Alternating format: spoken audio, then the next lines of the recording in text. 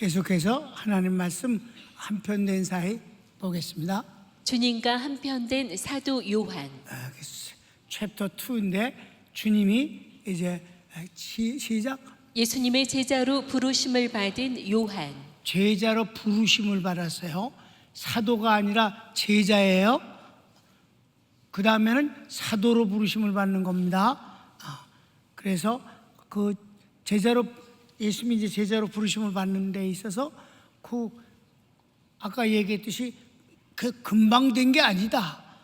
처음에 세례 요한의 제자였었고 세례 요한의 권함을 듣고 예수님을 만나되 아주 적극적으로 따라갔다. 어디 계십니까? 라고 하면서까지 따라갈 의사를 분명히 하니까 정말이니? 그럼 우리 집에 가자.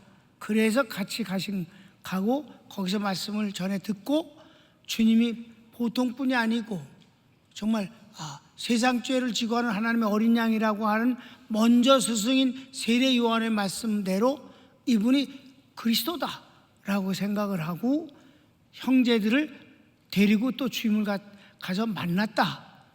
이런 일이 있은 뒤에도 여전히 그냥 주님에 대한 존경과 신뢰는 갖고 있지만 직업은 그대로 갖고 그냥 어부 생활을 하고 있었다 이 말이에요. 그런데 이제 드디어 주님의 일꾼으로 부른다. 제자가 된 뒤 사도가 되게 하신다. 아멘. 그래서 5번. 드디어 주님께서 네 제자를 소명하십니다. 먼저 베드로 형제를 제자로 부르십니다. 1번 봅시다. 예수님께로 많은 사람들이 몰려왔습니다. 말씀을 듣고 병 고침을 받기 위해서입니다. 성경을 읽겠습니다. 무리가 옹이하여 하나님의 말씀을 들을새 예수는 게네사렛 호숫가에 서서 아멘. 여전히 그냥 예수님을 그냥 개인적으로 그렇게 귀한 분이라고 믿고 있었어요. 예수님과 밀접한 관계로 어떤 관계가 이어진 건 아니에요. 그런데 이제 주님이 그 게네사렛 갈릴리 호수예요. 그 갈릴리 호수에 사람들이 예수님이 가는 곳마다 몰려왔으니까 많은 사람들이 몰려왔어요. 그런데 주님이 그 많은 사람들에게 복음을 전할 수 있는 좋은 방법이 하나 있어요. 그게 뭐냐면 오전에는 바람이 물에서 무추로 불어요. 공기는 높은 데서 낮은 데로 흐르잖아. 겨울엔 계속 북풍이 부는 거 아니에요? 그렇게 되는 거예요. 남풍이 불고 여름에는. 그렇죠? 지금은 이제 장마가 남쪽에서부터 올라온다고. 그런데 주님이 그걸 잘 아시니까 많은 사람을 놓고 마이크도 없으니까 어떻게 이 많은 사람에게 소리 지르면서 하기도 어려우니까 배를 뭇에서 배를 조금 띄고 호수를 등 뒤에 등지고 호숫가에 많은 사람을 앉혀놓고 그리고 말씀을 하면 이 바람이 앰프 노릇을 해서 주님의 말씀이 많은 사람에게 잘 들리게 하는 거예요. 이거는 내가 이스라엘에 가서 공부할 때 그 왜 헤롯이 축 먹어서 죽은 때 있죠. 그 축 먹어서 죽은 때도요. 거기도 그런 식으로만 지어져 있어요. 큰 원형 경기장 같은 것이 있는데 바다 쪽엔 뻑 뚫려 있어요. 이렇게 바다 쪽이 뚫려 있다고. 그러니까 그쪽에 무대야. 그리고 쭉 앉아있는 사람들이 있을 때 말을 하면 잘 들리는데 얼마나 잘 들리는지 이런 전기 앰프와 같으니까 그게 작은 게 아니에요. 우리 이 교회보다 훨씬 크죠. 삥 돌로 지은 그런 원형 경기장 같은 거예요. 근데 거기 서서 얘기를 하니까 근데 이건 바다와 땅의 이 온도 차이가 있어서 바람이 해풍이 불어올 때만 가능한 거예요. 그런데 그때 바람이 불었는데 전부 다 이제 시험 학생들이 많지 않잖아요. 그때 히브리대에서 이제 성서지리학 공부하는 학생들이 합쳐봤자 20명 정도 이렇게 되니까 그 얘기를 한 사람마다 다 이렇게 돌아가면서 해보면 잘 틀려요. 사람들이 저 멀리 앉아 있고. 나는 한국말로 했지. 할렐루야 그러면서 막 하나님께서 대한민국을 축복하셔서 감사합니다. 통역을 해달라고 그래서 싫다. 기도를 많이 해라 그럼 들릴 거다.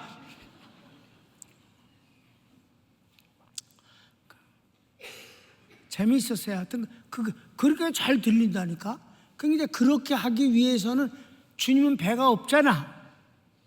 그런데 누구하고 잘 알아? 베드로 이미 만났잖아.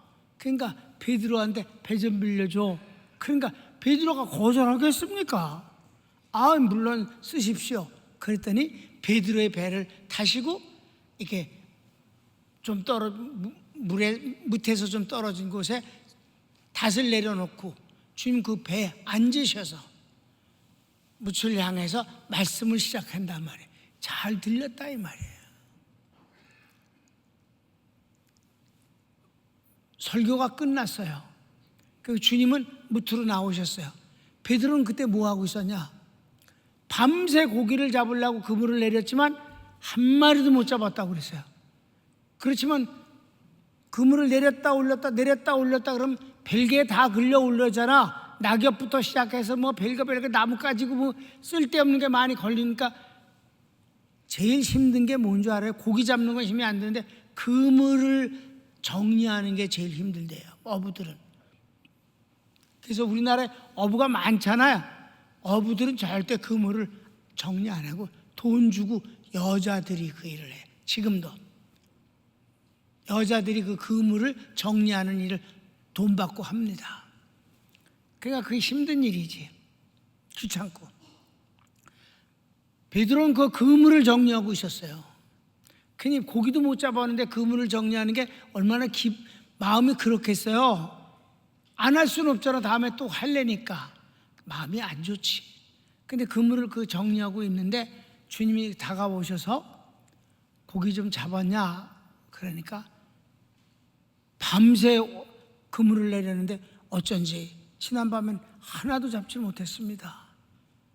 그러니까 주님께서 그 그물을 가지고 좀 깊은 곳에 가서 그물을 다시 내려보라. 기쁘겠어? 성질나겠어? 성질나지. 지금 밤새 내린 바다야. 바로 코앞에 있는 거예요.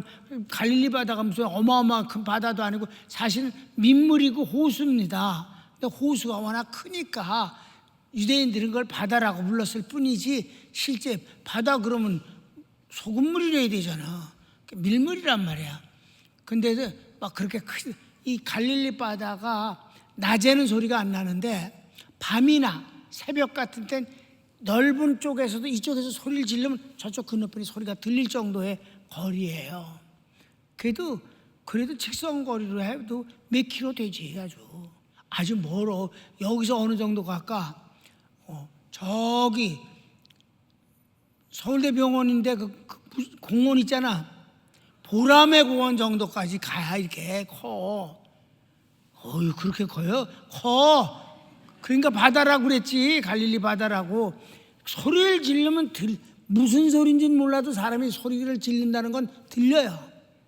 그 정도 거리입니다. 그러니까 바다는 막힘이 없으니까 멀리 들리지. 깊은 곳에 가서 그물 한번 내려봐라.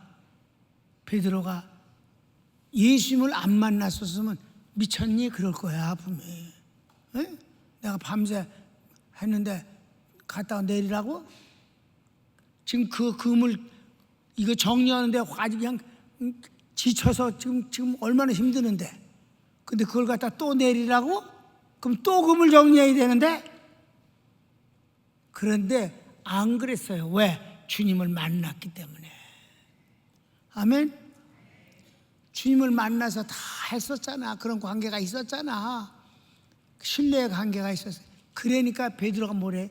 밤새 그물을 못 잡았습니다만은 말씀에 의지해서 제가 내리겠습니다. 그러니까 속으로는 갈릴리 호수도 모르고 나는 태어날 때부터 여기서 살아서 지금까지 어부 노릇을 했는데 당신이 뭘 안다고 날들을 깊은 곳에 던지나 이런 생각 속으로 했을 수도 있어.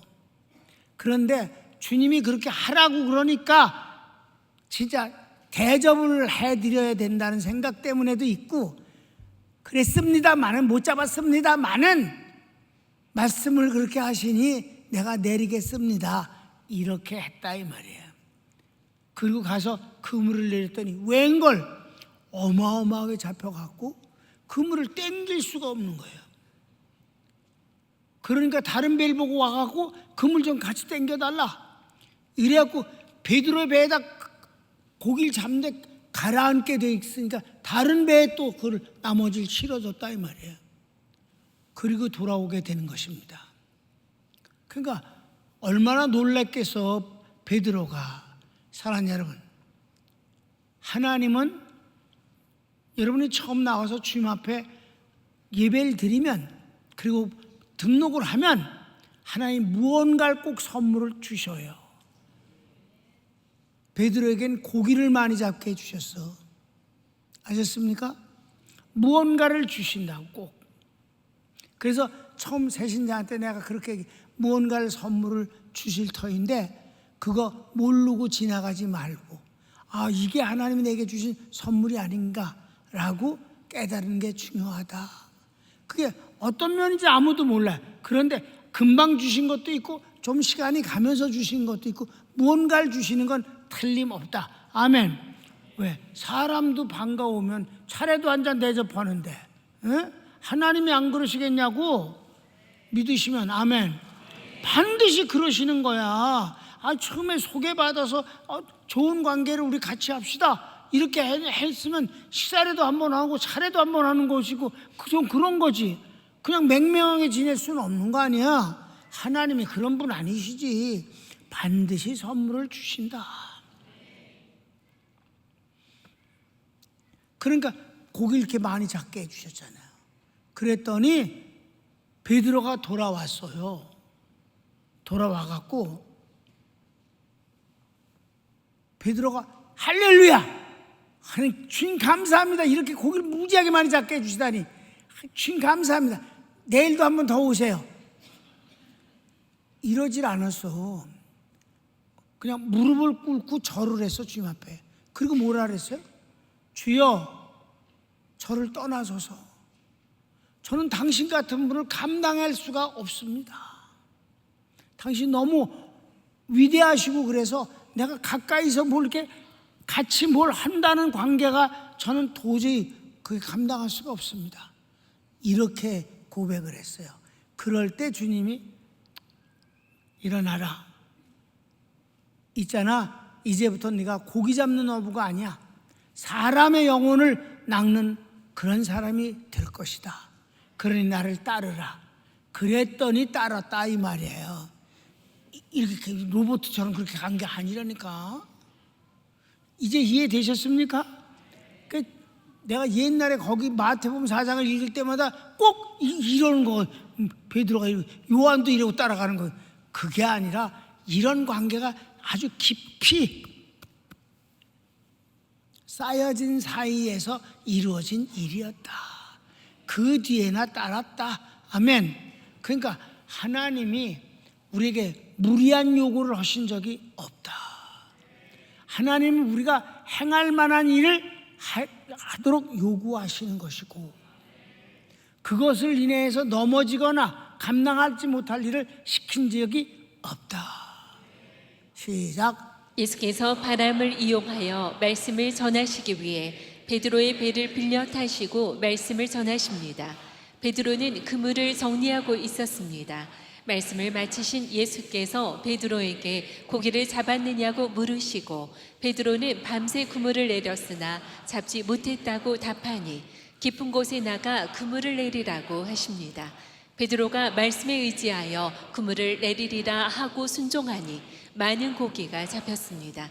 베드로가 주님께 엎드려 저는 감당할 수 없다고 하나 예수께서 사람을 낚는 어부가 되리라 하시고 따르라 하십니다. 베드로가 모든 것을 버리고 주님을 따릅니다. 본문을 읽겠습니다. 예수께서 한 배에 오르시니 그 배는 시몬의 배라. 육지에서 조금 뛰기를 청하시고 앉으사 배에서 무리를 가르치시더니 말씀을 마치시고 시몬에게 이르시되 깊은 데로 가서 그물을 내려 고기를 잡으라. 시몬이 대답하여 가로되 선생이여 우리들이 밤이 맞도록 수고를 하였으되 얻은 것이 없지만은 말씀에 의지하여 내가 그물을 내리리이다 하고 그리한즉 고기를 애운 것이 심히 많아 그물이 찢어지는지라. 이에 다른 배에 있는 동물을 손짓하여 와서 도와달라 하니 저희가 와서 두 배의 치움에 잠기게 되었더라. 시몬 베드로가 이를 보고 예수의 무릎 아래 엎드려 가로되 주여 나를 떠나소서 나는 죄인이로소이다 하니 이는 자기와 및 함께 있는 모든 사람이 고기 잡힌 것을 인하여 놀라고 세베대의 아들로서 시몬의 동업자인 야고보와 요한도 놀랐습니다. 예수께서 시몬에게 일러 가라사대 무서워 말라. 이제 후로는 내가 사람을 취하리라 하시니 저희가 배들을 육지에 대고 모든 것을 버려두고 예수를 쫓으니라. 아멘. 이게 바로 소명이다. 주님이 부르셨다. 주님이 특별히 쓰시기 위해서 부르십니다. 평신도하고는 다른 것이다. 제자로 부르신 것이다. 아멘. 제자로 부르신 뒤에 가르친 뒤에 내보낼 때 그걸 사도라 하는 것이다. 내어 보냄을 받고 내어 보내신 자를 사도라고 칭하는 것입니다. 그래서 이제 제자로 부름을 받은 거예요. 자, 로봇가 아니었다는 걸 이제 확실히 아시지요? 여러분, 나는 개인적으로 마태복음을 보면서 이거를 자꾸 연상해서 이상하다 그랬다가 이 누가복음을 보고 연결을 시키니까 얼마나 좋았었다고. 아, 이랬었기 때문에 따른 것이었지 그냥 따른 게 아니었구나. 이랬었다. 아멘. 그 다음에 이제 6번은 요한 형제도 제자로 부르십니다. 여기서 우리가 잊지 말아야 되는 건 베드로의 이 고기 많이 잡는 일을 옆에서 다 보고 보았었어요. 같이 바로 옆에 있었거든. 그러니까 그걸 보고 같이 놀랬다 그랬잖아요. 본문에 읽었죠, 그죠? 요한 형제들도 보고 놀랐다고 그러지 않았어요, 이미. 그래 안 그래? 그 누가복음 10절에 이제 나와. 자, 그래서 6번이 요한 형제도 제자로 부르시는데 가로치기 1번. 예수님과 베드로 사이에 된 일을 옆에서 요한 형제도 보고 놀랍니다. 자, 성경을 읽읍시다. 이는 자기와 및 함께 있는 모든 사람이 고기 잡힌 것을 인하여 놀라고 세베대의 아들로서 시몬의 동업자인 야고보와 요한도 놀랐습니다. 바로 옆에서 다 본 일이에요, 그게. 놀랬어요. 그래서 계속해서 예수께서 시몬에게 일러 가라사대 무서워 말라. 이제 후로는 내가 사람을 취하리라 하시니. 그러니까 아멘. 베드로 형제를 먼저 부르시는 걸 봤단 말이에요. 그런 뒤에 2번. 그물을 깁고 있던 요한 형제를 향해 나를 따르라 하시는 예수님의 말씀에 아버지와 배를 버려두고 즉시 주님을 따릅니다. 그러니까 이 베드로의 체험은 간접적으로 요한에게도 체험이 됐다 이 말이에요. 봤으니까 와 놀랍네. 이분이 도대체 누구신데 이런 체험을 하게 됐다 이 말이죠. 그러니까 직접 체험이 아니더라도 우리가 신앙생활을 통해서 보면 교회에서는 간접 체험도 얼마든지 은혜가 되는 거예요. 내가 꼭 난 것만이 아니라 다른 사람이 어떤 아주 위험한 병이 낫다. 내가 낫질 않았어도 그걸 인하여 믿음이 생긴다 이 말이에요. 아, 하나님이 이런 분이로구나 하고 더 느낌이 좋아지고 본인이 체험한 것보다는 작겠지만 그래도 그런 일들이 많이 여기서 나도 이런 일들이 있을 때 좋은 것은 점점 시너지 현상이 일어나는 거예요. 상승이 되는 거예요. 마귀의 일은 그것도 또 상승이 돼.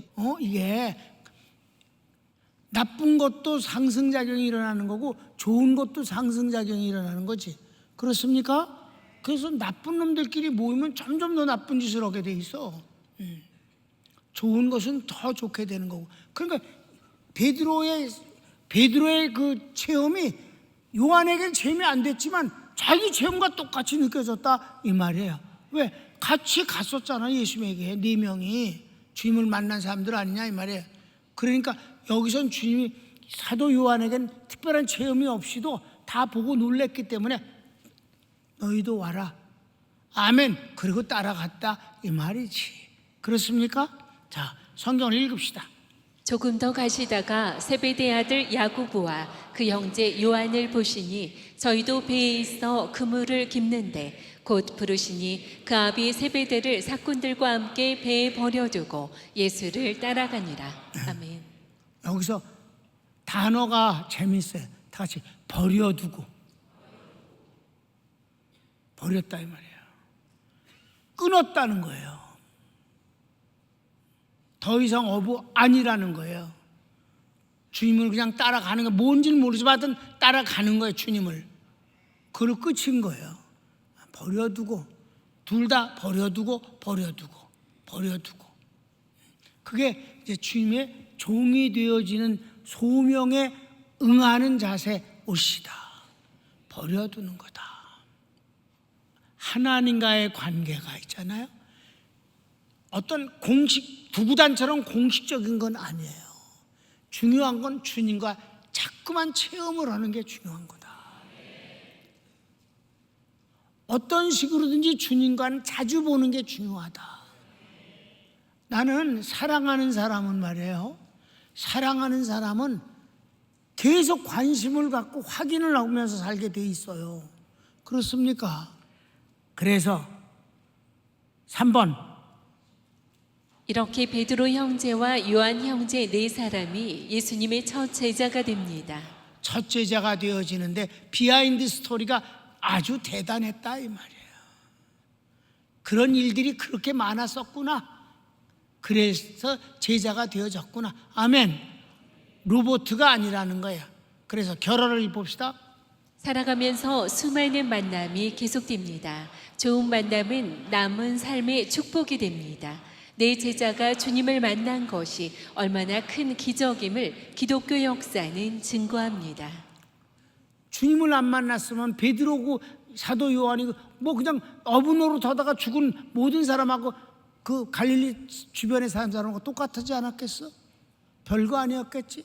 주님을 만나니 그의 인생이 이렇게 되고 기독교 역사 이 2000년이 지난 뒤에 예수님의 한편된 사이에 사도 요한을 우리가 공부하면서 은혜를 받고 있지 않느냐 이 말이지. 하나 예만 들고 내가 끝낼게. 옛날 홍콩을 내가 자주 갔었을 때 중국 선교 때문에 거기 한국 사람이 아주 성실한 사람이 그 홍콩엔 부자가 무지 많잖아. 빌딩 봐. 어마어마한 빌딩 한 채만 있어도 그건 무지하게 부자인 거야. 하여튼 간에. 그 이제 큰 그 사업을 하는 회장 차를 이 사람이 운전수로 몰았어요. 아주 성실하게 일을 했어. 한국 사람이야. 30년이나 했어. 30년을 해서 드디어 이 사람이 이제 나이가 많이 먹었어. 30년 했으니까 늙었잖아. 최소한 60은 넘었잖아. 그러니까 이제 그 사람도 젊은 나이 때부터 이게 했으니까 회장이 물론 더 나이 먹었지. 근데 이제 그만두게 되어졌어.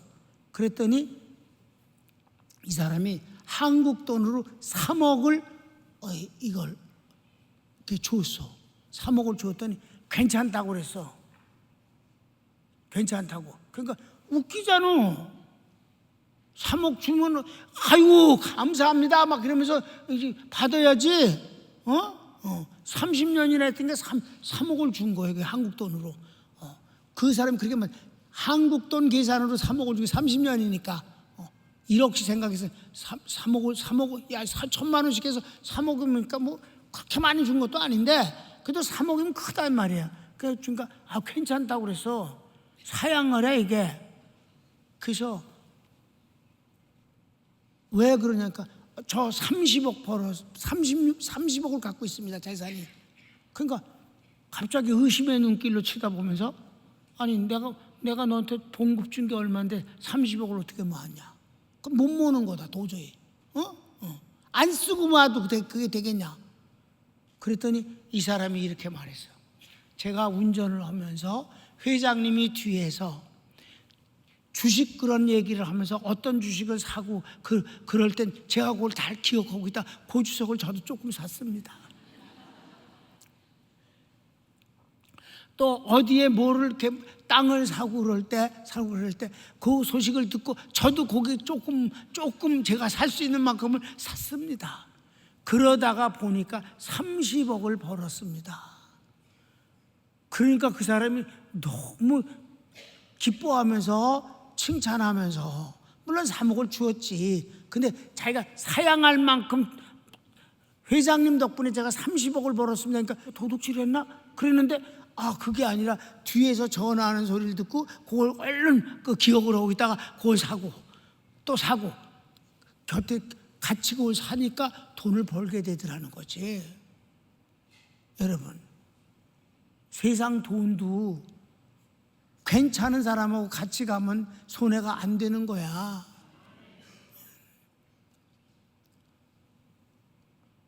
그러면서 그 사람이 한 말이 있어. 파리하고 같이 놀면 화장실 근처를 돌아다니는 거고, 뭐 나비하고 그러나 나비하고 같이 다니면 꽃밭을 다닌다나. 내가 들을 땐 말도 안 되는 소리 같은 게 있어. 시끄럽고 주님과 함께 다니면 진짜 유익한 거지.